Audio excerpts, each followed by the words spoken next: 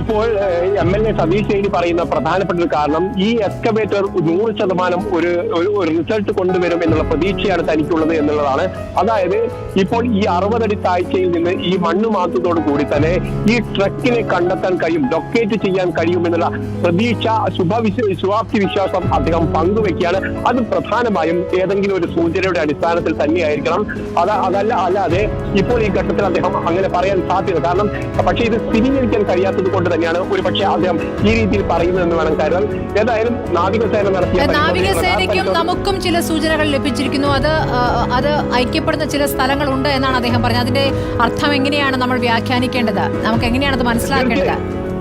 തീർച്ചയായിട്ടും കഴിഞ്ഞ ദിവസം സോണാർ പരിശോധനയിലും അതോടൊപ്പം തന്നെ റഡാർ പരിശോധനയിലും ഏതാണ്ട് ഒരേ സ്ഥലത്തിൽ ലൊക്കേറ്റ് ചെയ്തു എന്നുള്ള റിപ്പോർട്ട് നമുക്ക് ലഭിച്ചിരുന്നു. അത്തരത്തിലൊരു വിവരങ്ങളായിരുന്നു നമ്മൾ സേനയുടെ ഭാഗത്തടക്കം ലഭിച്ചിരിക്കുന്നത്.